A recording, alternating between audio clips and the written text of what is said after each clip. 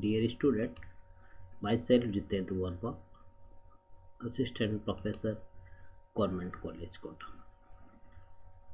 जैसा कि पता है आपको कि कोरोना फेज चल रही है, गवर्नमेंट बार बार कर रही है कि घर में रहिए, सुरक्षित रहिए, कई चीज़ों पर रेस्ट्रिक्शन लगा रहे हैं ताकि सोशल स्प्रेडिंग ना हो, टाइम टू टाइम वैक्सीन लगाएं और एनी हाउ इस डिजीज़ को फैलने से रोका जाए।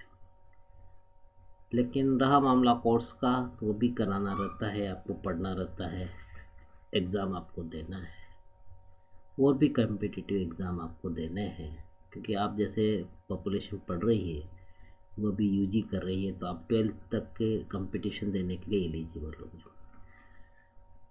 बीएससी करेंगे जो बच्चे, वो बीएससी के बाद के कई एग्ज़ाम देंगे। बीएससी फाइनल के जो बच्चे हैं वो कई कम्पिटिटिव एग्ज़ाम देंगे।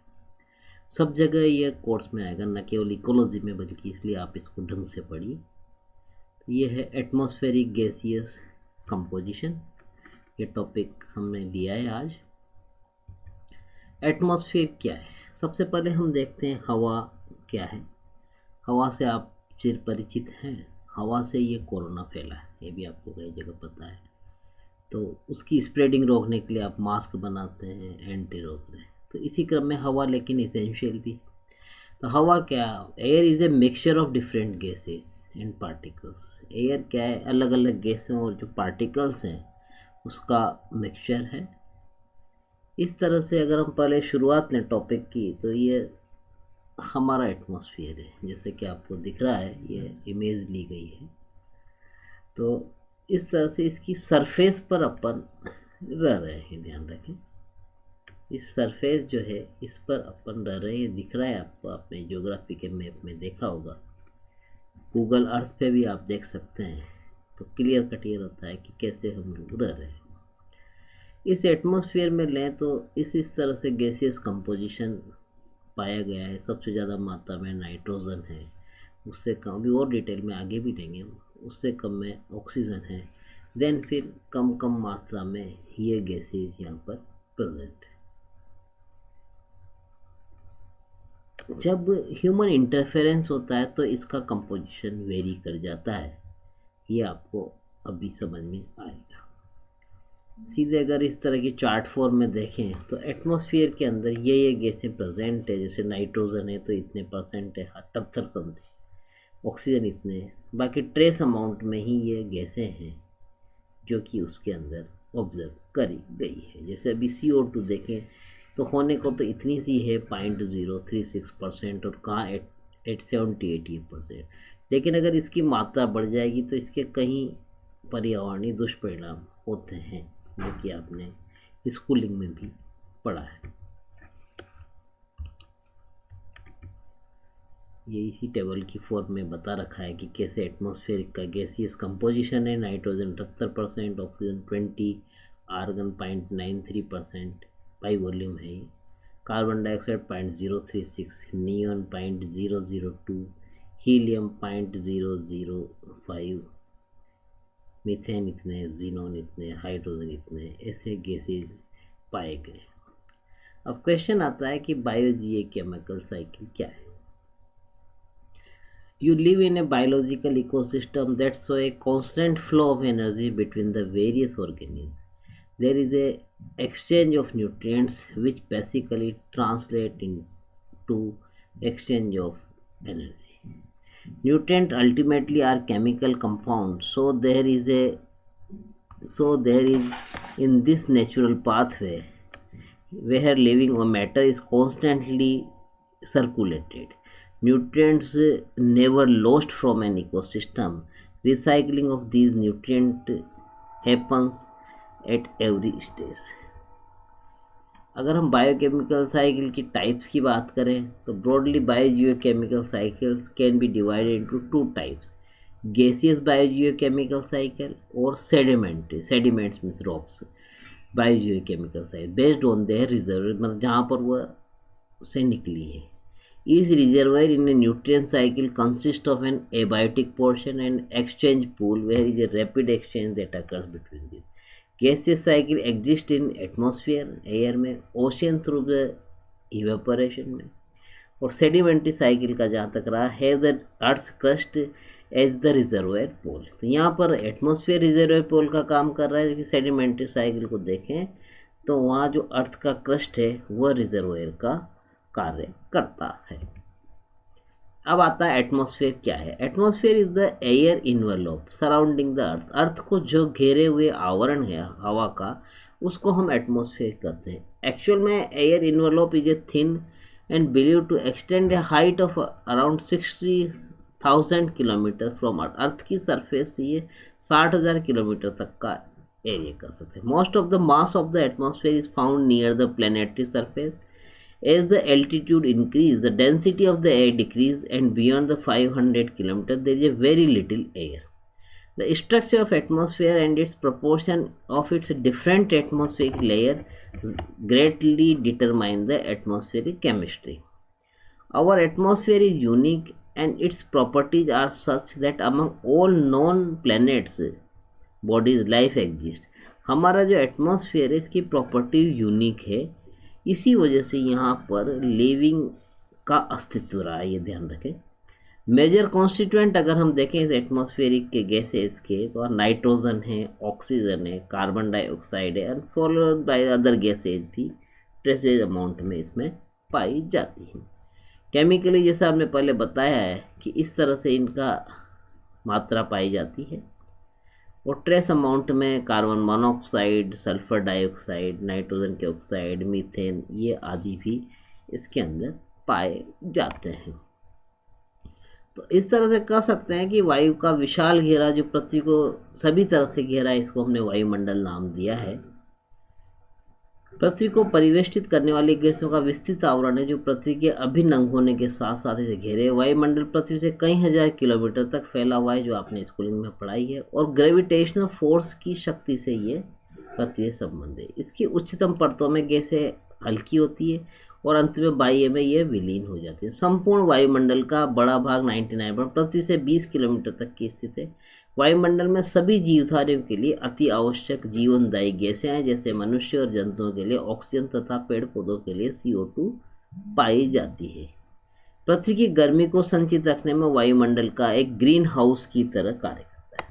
अभी हम ग्रीन हाउस का आपको फोटो बताएंगे कि कैसे ये वायुमंडल ग्रीन हाउस का कार्य कर रहा है। जो कि आपने ग्रीन हाउस देखे हैं उसका भी आपको फोटो दिखाएंगे। ग्रीन हाउस के शीशे की तरह ये एक छोटी तरंगदैर्ध्य वाली विकिरणों को पृथ्वी की सतह पर तक पहुंचने देता है, परंतु बड़ी तरंगदैर्ध्य वाली लॉन्ग वेव टेरेस्ट्रियल रेडिएशन को रोक लेता है। वायुमंडल के इसी गुण के कारण पृथ्वी का औसत तापमान इतने डिग्री सेंटीग्रेड 35 डिग्री सेल्सियस के आसपास बना रहता है। अगर हम देखें तो जैसे पहले टेबल में बताएगा, तो इस तरह से यहाँ पर इसका संगठन है गैसेस का कि वायुमंडल में विभिन्न गैसें इस अनुपात में ये पाई जाती है। ये देखा आपने, पहले भी हमने ये डाटा बताए हैं पिछली स्लाइड में। तो इस तरह से परसेंटेज वाइज देखें तो ये है, इतना ये है।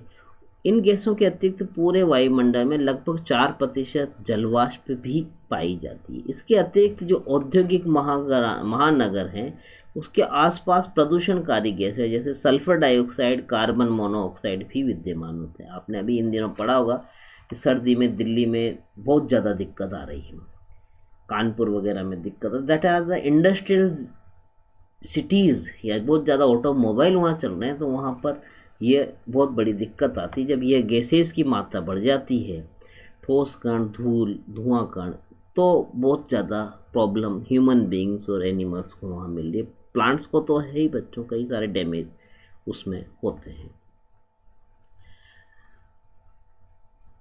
एटमॉस्फेयर टर्म का जहाँ तक है सराउंडिंग मीनिंग होता है anything everything surround us all living basic compounds. Environment protection act इसके रोकने के लिए बनाया गवर्नमेंट ने। अगर हम इसे कंपोनेंट के बात करें तो planet of earth is the only non planet in the universe having a diversity of life. जैसा कि हमने शुरू में बताया गया है, इनके बायोटिक और एबायोटिक कंपोनेंट के बीच जो इंटरेक्शन रहेगी एनर्जी की, बायोजियोकेम के एक फिक्स वेल डिफाइंड पैटर्न ये फॉलो करता है। जैसे रॉक के और सॉइल के में, वाटर के में, गैसियस में, तो जिसको हम ब्रीफ डिस्क्रिप्शन याद देंगे जो कि आपने पहले स्कूलिंग में ही पढ़ा है। जैसे लिथोस्फीयर है, जैसे अगर हम अर्थ का स्फीयर की बात करें, 3 स्फीयर पाए जाएंगे, जैसे ये इस वाली स्लाइड में मैंने बताया इस तरह से ये यहाँ पर है सब। तो लिथोस्फीयर जो है, लिथोस का मतलब रॉक है, जो कि अर्थ का स्ट्रक्चर के बाह्य क्रस्ट को कह सकते हैं, या आउटर मोस्ट लेयर है, और इसमें ऐसे मिनरल्स पाए जाते हैं। रहा मामला हाइड्रोस्फीयर का, हाइड्रो का मीन्स जल से है, जो planet present in the solid, liquid and gaseous vapours. Hydrosphere covers almost 3/4 of the earth total surface, और लगभग 3/4 भाग पर पानी पाया जाता है, जो कि आपने स्कूलिंग में ही पढ़ा है। ओशियंस और sea are the largest sink of the carbon. Atmosphere का जो ग्रीक मीनिंग है वो वेपर से है। ये थिन शीट है गैसियस मिक्सचर की, और इसमें वाटर वेपर्स भी पाया जाता है। और atmosphere in decrease rapidly in an increase in the altitude, ये भी होता है। The rate of change in the atmosphere with altitude is called lapse rate, and the atmosphere has been stratified into the major 4 layers where the temperature decreases. जहाँ तक रहा मामला troposphere का, the altitude of this layer varies from 16 kilometers at equator to 8 kilometers at pole. Stratosphere का रहा तो इसके अंदर temperature start rising in this layer from the tropopause to stratopause as ozone layer in the upper stratosphere absorbs solar radiation and temperature rises. Ozone layer in this region absorbs harmful UV radiation. अभी diagram आपको बताएंगे बच्चों इसमें कि इस तरह से ozone layer इस वाले रीजन में पाई जाती है, जो कि निकलने वाले यूवी रेडिएशन को एब्जॉर्ब करती है। ये जो हमने यहाँ लिखा है लाइन, इसको बता रहे हैं हम कि ओजोन लेयर इस स्ट्रेटोस्फीयर रीजन में है, जो कि वातावरण में होने वाली यूवी रेडिएशन को जो है उसको एब्जॉर्ब करती है। अब जब यूवी रेडिएशन यहाँ पहुँचेगी नहीं तो वो हार्मफुल इफेक्ट नहीं होगा, लेकिन क्या होगा अगर ये लेयर पतली हो गई तो ओजोन डिप्लेटिंग सब्सटेंस जैसे क्लोरोफ्लोरोकार्बन, जो फ्रीज वगैरह में हम फ्रियोन्स काम में लेते हैं, वो जो इसको निकालते हैं, तो वो इस ओजोन के अंदर होल बना दिए इन्होंने। तो उससे यूवी रेडिएशन वहाँ पर अगर जो यूवी डैमेज करेगी तो उसके साइड इफ़ेक्ट उस एरिया में आने लग गए, ये हम करना चाह रहे हैं। जहाँ तक रहा मामला mesosphere, temperature start decreasing again and reaches up to, इतने तक इस लेयर में पहुँच जाता है, इसको मेसोपॉज भी कहते हैं। Density of air is very low and important chemical species found in this region are oxygen और NO+, ये पाए जाते हैं। दूसरी लेयर रही थर्मोस्फियर, इसमें आयोनिक ऑक्सीजन एटम जो है ये पाए जाते हैं। Other ions in this layer absorb short wave solar radiation को ये एब्जॉर्ब करते हैं। ये इस तरह से है जो हमने बताया, टेबुलर फॉर्म में है। देखें तो ये इसकी इतनी किलोमीटर में पाया जाता है, 0 से 11 पर, 11 से 50 पर है, ये 50 से 85 किलोमीटर हाइट में रहेगी, और ये थर्मोस्फियर इतने तक की लेयर को कहा गया है। जहाँ तक रहा मामला टेम्परेचर वेरिएशन का, बहुत अच्छी टेबल है बच्चे। तो ऐसे इस तरह का ही इसमें टेम्परेचर 15 से -56 है, -50 से -2 तक, ये -2 से -90, इधर है इतने 1200 डिग्री सेंटीग्रेड तक टेम्परेचर यहाँ पर पहुँच जाता है। प्रोमिनेंट केमिकल स्पीसीज है, ये इसके नाम आपको यहाँ बताए गए। इस तरह से ये बहुत ही अच्छा डायग्राम बच्चों, जिसमें layer of atmosphere and temperature change with latitude को दिखाया गया है कि किस तरह से टेम्परेचर लेटीट्यूड के साथ चेंज होता है। ये देखिए इस तरह की ये शेप आएगा, ट्रोपोस्फियर है, ये स्ट्रेटोस्फियर बताया गया है, ये मेसोस्फियर है, ये थर्मोस्फियर है।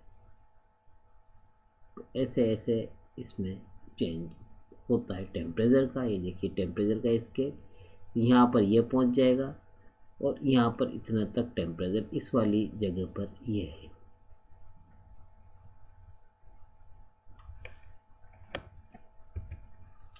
Short wave radiant energy warms up the atmosphere and surface and turns into the long wave infrared energy which escape earth over time. इस तरह से ग्रीन हाउस की फॉर्म में हमने बताया गया है कि जैसे आप बताया भी था हमने कि जैसे हम प्लांट लगाते हैं इस ग्रीन हाउस में, तो ये यहाँ से सन की शॉर्ट वेव आई और इसने एनर्जी ट्रैप कर दी इसने, इसलिए infrared radiate from the ground and can not pass through the gases. तो जब ये गैसेज वापस नहीं जाएगा तो इसका टेम्परेचर बढ़ जाएगा, ये मेंटेन होता है। और अर्थ के अंदर भी एटमॉस्फेयर यही कार्य कर रहा है। लेकिन जब अगर बाय द ये जो यहाँ है long wave radiant energy to the atmosphere, infrared radiate from the sun can not be gas. तो ग्रीन हाउस गैसेज जो है ये प्रिवेंट करती है long wave infrared radiation from the escaping the earth atmosphere, तो राइज ओवर द टाइम। अब जब अगर ये ग्रीन हाउस गैसेज इसका टेम्परेचर नहीं निकलने देगी तो यहाँ बाहर नहीं जाएगा, तो ये टेम्परेचर इंक्रीज होगा। अब जब ये इंक्रीज होगा तो आपको पता है ग्लेशियर वगैरह में जो बर्फ़ जम रही है हाइट के हिसाब से टेम्परेचर कम है वहाँ पर ऊपर, तो बर्फ़ जब टेम्परेचर नॉर्मल राइज हो जाएगा तो ये टेम्परेचर इंक्रीज हो जाएगा। तो इसलिए इसको कहा गया ग्रीन हाउस की तरह ये इफ़ेक्ट दिखाता है। ये हमने अभी बताया था कि अर्थ की कैसे लेयर है, ये पूरा ग्लोब का फोटो है और ऐसे ऊपर 10 किलोमीटर ये वाला एरिया ट्रोपोस्फियर है, देन फिर इसके हायर वाला स्ट्रेटोस्फियर है, लगभग 40 किलोमीटर राइट में रहेगा। ये मीजोस्फियर है जो लगभग 50 किलोमीटर के एरियाज में रहेगा, और ये उसके बाद की थर्मोस्फियर है, और ये बाद की रिमेन्स जो है that is called exosphere. Exo means बाहर, जैसे एक्सोडर्मिस आपने शब्द पढ़ा है उससे ये नाम एक्सो मीनिंग ये है। जहाँ तक रहा मामला फोटोसिंथेसिस और रेस्पिरेशन का, ये साइकिल चलती है। Photosynthesis by plants makes food and ये CO2 एब्जॉर्ब करते हैं प्लांट लाइट के प्रेजेंस में और ऑक्सीजन फ्री करते हैं। रेस्पिरेशन में हम लोग एनिमल जो होते हैं ऑक्सीजन लेते हैं, ये टूटता है कार्बोहाइड्रेट और एनर्जी फ्री होती है। ये एक नेचुरल साइकिल है तो जिसमें हम ऐसे ऑक्सीजन फ्री करते हैं और ये यहाँ पर CO2 फ्री करते हैं। तो ऐसे ये ऑपरेट होता है। एक फॉर्म रूटीन के अंदर फूड चेन हम लोग मेंटेन करते हैं। ऐसे ओजोन होल भी डिटेक्ट करा गया 1980 के आसपास। Depletion was due to the chemical CFC used in aerosol and refrigeration. Ozone layer is a chemical layer in the atmosphere that blocks the harmful UV rays from the sun.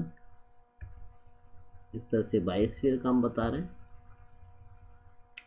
कि biological chemical cycle को gaseous cycle है, एक दूसरा sedimentary cycle कहा गया है। Sedimentary cycle varies from one element to another. Each cycle consists of a solution phase. In the solution phase, weathering releases minerals from the earth's crust in the form of salt. The minerals dissolve in water, pass through a series of organisms, and ultimately reach deep in the deep sea. Reservoir or pool of nutrient includes the atmosphere or rock. These are the generally large in size. The nutrient move to different areas. The effect of human activities on nutrient cycle needs to be assessed. Biogeochemical cycle are said to be the perfect and imperfect. In perfect cycle, nutrient get replaced with the same pace, same speed as they used up. Most of the gaseous cycle are considered to be the perfect. In contrast, sedimentary cycles are considered to be imperfect because some of the nutrients are lost into the soil and sediment are reserved and is not available for recycling. इस तरह से nutrient cycle, these cycle consist of two parts, the organic or environmental phase and the organism phase. The environmental phase, cycling of nutrient by different component of environment such as the air, water and soil occurs, whereas the organism phase में transfer of nutrient from plant, animal and microorganism occurs. Many nutrient cycle operate simultaneously in the biosphere, ensures the availability and supply of the chemical nutrients to all living organisms. जहाँ तक रहा मामला इसी में cycling of carbon को अगर हम देखें तो carbon cycle biological bio is the carbon is exchange between the biosphere, lithosphere, hydrosphere and atmosphere. Carbon is the basic constituent of all organic compound and the major element forming around the 49% of weight of organism. The atmosphere also consists of about itne carbon. Carbon is fixed in the form of energy by the plants through the photosynthesis. During photosynthesis, carbon dioxide present in the air and dissolved in the water is used. A large amount of the carbon dioxide is also found dissolved in the oceans. Ocean comprise 50% more carbon dioxide in the comparison to atmosphere. The major source of carbon in all living beings are the dead organic material and fossil deposits is in the form of the carbon dioxide. In the environment phase, carbon dioxide resides in the reservoir of the sinks such as the atmosphere or the surface water. The surface of water is present in the lake, water and oceans. The four main reservoirs of carbon, namely atmospheric, terrestrial biosphere, oceans and sedimentary, are interconnected with each other. About 99% of the total carbon is present on the Earth's crust as deposits of coal, petroleum, peat and limestone. According to an estimate, carbon pool involved the global carbon cycle is around 55,000 gigatons. The carbon dioxide present in the atmosphere exists in dynamic equilibrium with that present in the oceans. Atmospheric carbon dioxide get easily dissolved in water or the aquatic phase through the precipitation.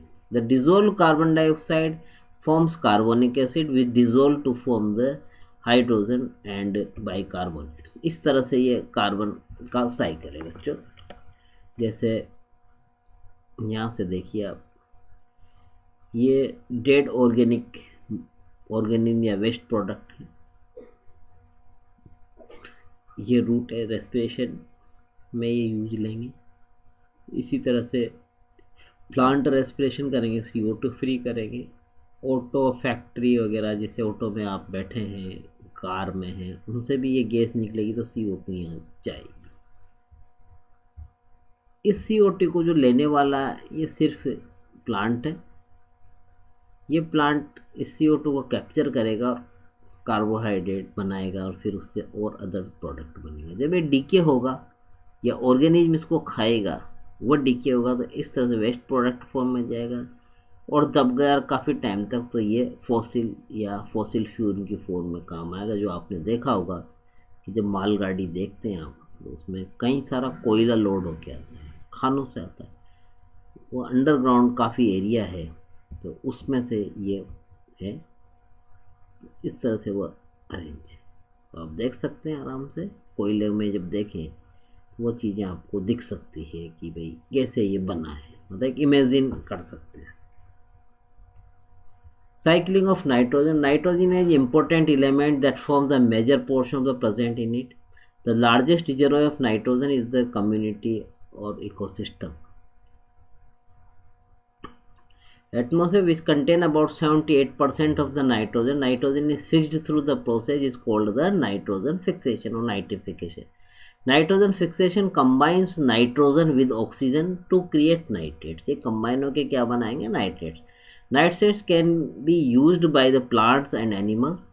Nitrogen gets fixed with the help of the nitrogen fixing bacteria present in the soil or root of the legume or through the addition of the fertilizer. Both symbiotic and non-symbiotic nitrogen fixing bacteria plays an important role in the cycling of nitrogen. The free-living aerobic and anaerobic bacteria that help in the nitrogen fixation including are the Azotobacter, Clostridium and Rhizobium. Rhizobium is a symbiotic nitrogen fixing bacteria living in the nodule of the, ये objective type में भी आता है बच्चों आपको कि nitrogen fixing bacteria का क्या नाम है? Rhizobium. It is a symbiotic nitrogen fixing bacteria living in the nodule. Nodule में प्रेजेंट होता है, roots of the nodule. Fixes the good quantity of atmospheric nitrogen. Nitrogen fixing also assisted by the blue green algae जो आपने पढ़ा है पहले first year वगैरह में. Present in the free form or in symbiotic form in fungi in certain lichen, mosses and ferns. Nitrogen fixing bacteria use certain enzymes, जैसे nitrogenase, that are capable of fixing nitrogen gas into the nitrate and include free bacteria in the soil. Human impact क्या है nitrogen cycle application of excess nitrogen containing fertilisers affect the distribution of nitrogen the disposal of nitrogen rich waste in the water leads to the entry in the aquatic system fossil burn करेंगे तो leads to the release of nitrogen oxide nitrous oxide and gets convert to the nitrogen dioxide after oxidation it combines with the ozone in the atmosphere. ये इसका human interference है. इस cycle से भी आप देख सकते हैं कि कैसे नाइट्रोजन साइकिल ये जा रहा है. ये इस तरह से यहाँ देख सकते हैं नाइट्रेट फॉर्म में है. ये प्लांट इसको ले लेंगे, ये उससे फिर ऑर्गेनिक रेजिड्यू बन जाएंगे. ये डिकम्पोज होगा तो इस तरह से ये NH4 यहाँ रिलीज हुई, इससे NO2 बनी. That process is called nitrification. इस वाले को मिनरलाइजेशन कहा जाता है. इधर एटमॉस्फेयर में देखें तो इस तरह से ये डिनाइट्रिफिकेशन के जरिए NO3 से N2 और NOx वगैरह जो बनेंगे गैसियस नाइट्रोजन ये बनेगी, और लीचिंग प्रोसेस के थ्रू ये डिग्रेड ऐसे होगा और NO2 बनाएगा, नाइट्राइट्स बनेगा. तो ऐसे ये फ्लो ऑफ नाइट्रोजन देखा जा सकता है एटमॉस्फेयर में. देन आता है cycling of phosphorus. Phosphorus an important element in the all form of life. The most of abundant form of the phosphate is the orthophosphate. It forms an important component of nucleic acid, nucleotides and ATP.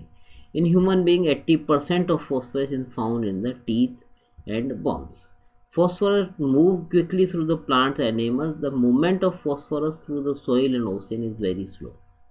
इस तरह से human influence के जरिए ये phosphorus कहाँ से कहाँ जा रहा है. The mining of phosphate for the production of fertiliser से आ रहा है, डिटर्जेंट से आ रहा है, एनिमल फीड से आ रहा है, मेडिसिन से आ रहा है, पेस्टिसाइड से आ रहा है, कई अदर अन्य प्रोडक्ट्स भी जैसे कई क्वांटिटी में ये फॉस्फोरस सॉइल में आता है, जिसको आप इस डायग्राम से देख सकते हैं.